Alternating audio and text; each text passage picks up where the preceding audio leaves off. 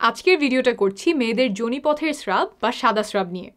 লজ্জার কারণে এই বিষয়ে আমাদের অনেকেরই জানাশোনা অল্প, ফলে দেখা যায় অনেকে অসুস্থ হয়েও বাসায় বসে আছেন, আবার অনেকে সুস্থ কিন্তু তাও স্রাব নিয়ে দুশ্চিন্তা করছেন।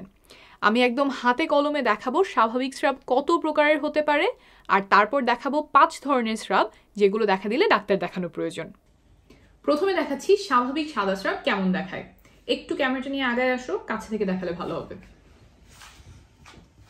Thank you. স্বাভাবিক সাদা স্রাব এরকম দইয়ের মতো ঘন হতে পারে,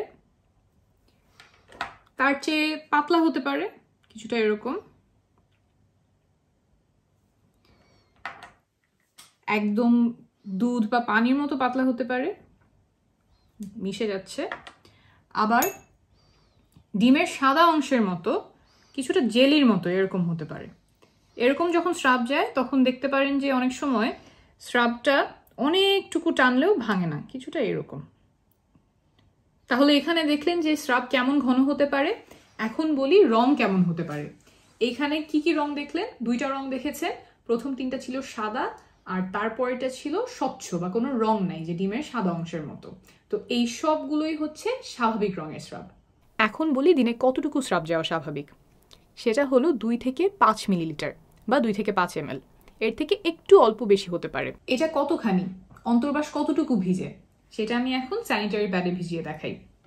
এটা হচ্ছে 2 ml আর এটা হচ্ছে 5 ml। 2 ml এ হয় এতখানি, আর 5 ml এ হয়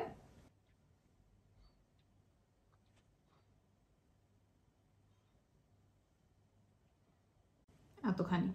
আমি এখানে কমলার জুস দিয়ে দেখিয়েছি যাতে একটু ভালো বোঝা যায়। এখানে কিন্তু দেখতে পাচ্ছেন যেটা অনেক ভেজা আর এটা অনেক অল্প। তো এইটা যার স্রাব এতটুকু যাবে সে মনে করতেই পারে আমার অতিরিক্ত স্রাব যাচ্ছে, কিন্তু এটাও কিন্তু স্বাভাবিক। অর্থাৎ স্রাব এক এক জনের এক এক পরিমাণে যেতে পারে। আপনার জন্য যা স্বাভাবিক আরেকজনের জন্য তা নাও হতে পারে। আবার একই মানুষের মাসে এক এক সময় এক এক পরিমাণ স্রাব যায়। আপনার জন্য যতটুকু স্রাব স্বাভাবিক তার থেকে বেশি যাওয়া শুরু করলে সেটা কোনো রোগের লক্ষণ হতে পারে, তখন একজন চিকিৎসক দেখাবেন।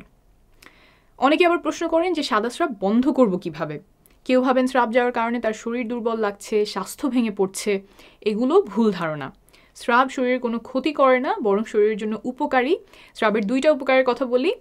1, মাসিকের রাস্তা পরিষ্কার রাখতে সাহায্য করে। 2, মাসিকের রাস্তায় ইনফেকশন হওয়া থেকে সুরক্ষা দেয়। সাদা স্রাব বন্ধ করার কোনো প্রয়োজন নাই। স্রাব থাকাটাই স্বাভাবিক। প্রায় সব মেয়েরই স্রাব যায়। স্রাব আপনাকে দুর্বল করবে না, স্বাস্থ্যও ভাঙবে না। স্বাভাবিক স্রাব কেমন হয় সেটা দেখলাম। এখন দেখাবো এমন কিছু স্রাবের নমুনা যেগুলো স্বাভাবিক নয়, রোগের লক্ষণ। প্রথমে এখানে দেখাচ্ছি চাকা চাকা স্রাব। দেখতে সাদা কিন্তু এর মধ্যে চাকা চাকা রয়েছে, দেখতে কিছুটা দই বা পনিরের মতো। এখানে আমি কটেজ চিজ দিয়ে দেখাচ্ছি। এমন স্রাবের সাথে সাধারণত মাসিকের রাস্তায় বেশ চুলকানি হয়। প্রস্রাব করার সময়, সহবাসের সময় ব্যথা হতে পারে, জ্বালা পোড়া হতে পারে। এগুলো এক ধরনের ফাঙ্গাল ইনফেকশনের লক্ষণ। অনেকে এটা ইস্ট ইনফেকশনও বলেন। এই রোগটা কেন হয় বুঝিয়ে বলি। মাসিকের রাস্তায় কোনো কারণে যদি উপকারী জীবাণুর সংখ্যা কমে গিয়ে এক ধরনের ফাঙ্গাসের সংখ্যা বেড়ে যায়, ফাঙ্গাসের নামটা হলো ক্যান্ডিডা, তখন এই রোগ দেখা দিতে পারে। যেমন কোনো অসুস্থতার জন্য আপনি অ্যান্টিবায়োটিক ওষুধ খেলেন, অ্যান্টিবায়োটিক গিয়ে মাসিকের রাস্তায় ভালো ব্যাকটেরিয়াগুলো মেরে ফেললো, আর সেই সুযোগে ফাঙ্গাস অনেক বংশবিস্তার করলো, তখন এই রোগ দেখা দিতে পারে। এটা সারিয়ে তোলা হয় অ্যান্টিফাঙ্গাল ওষুধ দিয়ে। সেটা মুখে খাওয়ার ওষুধ হতে পারে বা মাসিকের রাস্তায় ঢোকানোর ওষুধ হতে পারে। চিকিৎসা শুরু করার 1 থেকে 2 সপ্তাহের মধ্যেই এটা সাধারণত সেরে যায়, তাই ডাক্তারের পরামর্শ নেবেন। এরপরে যে ধরনের স্রাব দুশ্চিন্তার কারণ সেটা হলো ধূসর বা ছাই রঙের স্রাব। আমি একটু দেখাই কেমন হতে পারে সেই রংটা। কিছুটা এইরকম স্রাব। এই ছাই রঙের স্রাব আনতে আমি কফি, ফুড কালার এবং দই ব্যবহার করেছি। রোগীরা সাধারণত আমাদের কাছে এসে বলে যে স্রাবে খুব দুর্গন্ধ যাচ্ছে, পচা মাছের মতো দুর্গন্ধ হচ্ছে, তবে তাদের সাধারণত ব্যথা থাকে না, চুলকানি থাকে না। এই রোগটা কেন হয়? যোনিপথে যেসব ব্যাকটেরিয়া থাকে তাদের মধ্যে যদি কোনো কারণে অনেক অদল বদল হয়, যোনিপথের স্বাভাবিক পরিবেশ নষ্ট হয়ে যায়, তখন এই রোগ দেখা দিতে পারে। এই রোগের চিকিৎসা হয় অ্যান্টিবায়োটিক ওষুধ দিয়ে। সেটাও মুখে খাওয়ার ট্যাবলেট বা মাসিকের রাস্তায় দেওয়ার ক্রিম বা জেল হতে পারে, তাই ডাক্তার দেখিয়ে নেবেন। আর ভিডিও শেষে যোনিপথ সুস্থ রাখতে যেসব জিনিস পরিহার করার পরামর্শ দিয়েছি সেগুলো মেনে চললে এই রোগটা আবার হওয়ার সম্ভাবনা কমবে। এরপরে যে স্রাবটা শঙ্কার কারণ সেটা হলো সবুজ রঙের স্রাব। আমি একটু প্যাডে ঢেলে দেখাই যে কিরকম হতে পারে। কিছুটা এইরকম সবুজ রঙের স্রাব যেতে পারে। এই সবুজ রংটা আনতে আমি লাইম ইয়োগার্ট, দুধ এবং ফুড কালারের সাহায্য নিয়েছি। এরকম সবুজ রঙের স্রাব গনোরিয়া রোগে দেখা যেতে পারে। এর সাথে রোগীরা অনেকেই বলে যে তলপেটে ব্যথা হচ্ছে, প্রস্রাবের রাস্তায় জ্বালাপোড়া হয় কারো কারো। এই রোগের ব্যাপারে একটু সাবধান, কারণ চিকিৎসা না হলে জরায়ুতে ছড়িয়ে পরবর্তীতে বাচ্চা নিতে সমস্যা তৈরি করতে পারে। কিন্তু সময় মতো অ্যান্টিবায়োটিক ওষুধে এটা একদম সারিয়ে ফেলা যায়। ওষুধ দেওয়ার সপ্তাহখানেকের মধ্যেই আমরা আবার টেস্ট করে দেখি যে রোগটা পুরোপুরি সেরেছে কিনা। এটা একটা যৌনবাহিত রোগ, অর্থাৎ রোগটা সহবাসের মাধ্যমে ছড়ায়, তাই রোগ ধরা পড়লে স্বামীকেও চিকিৎসা করতে হবে, না হলে একজন থেকে আরেকজনে আবার ছড়াতে পারে।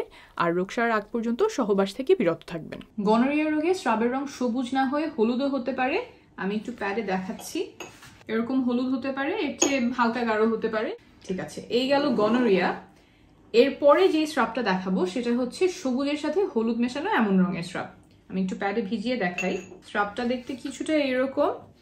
ট্রিকোমোনাসিস নামের একটা রোগে এরকম স্রাব দেখা যায়। স্রাব পাতলা হতে পারে, ঘন হতে পারে, ফেনার মতো হতে পারে।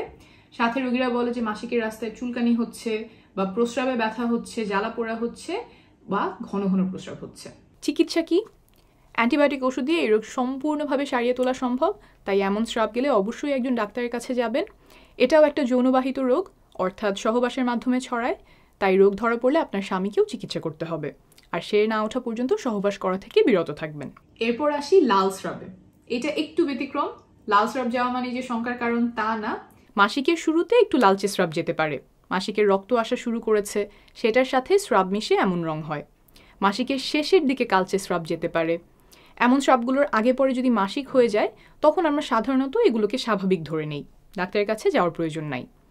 3টা ক্ষেত্রে লাল স্রাব বা রক্ত আসলে চিকিৎসকের কাছে যাওয়া প্রয়োজন। এটা একটু মনোযোগ দিয়ে শুনবেন। 1.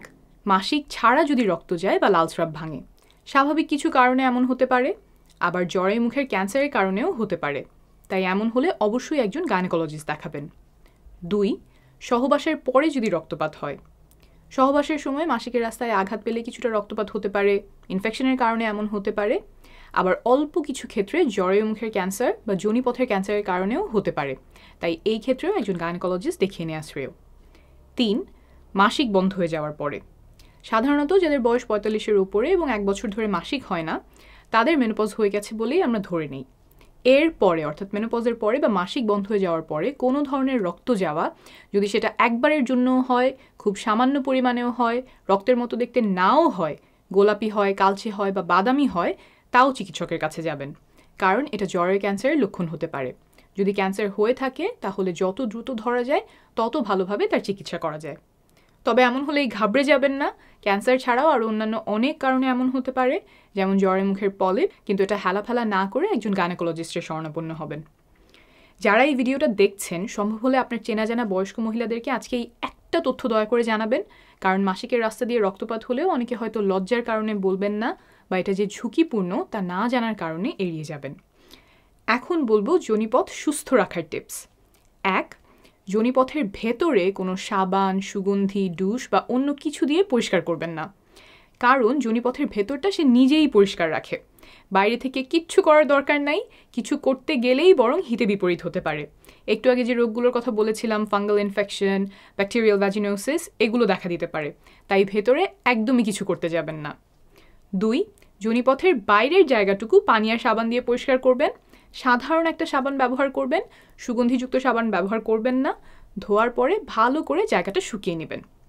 3. সুতি কাপড়ের অন্তর্বাস পরবেন। 4. খুব টাইট অন্তর্বাস বা পায়জামা পরবেন না। 5. ডাক্তারের পরামর্শ ছাড়া কোনো প্রকার অ্যান্টিবায়োটিক ওষুধ খাবেন না।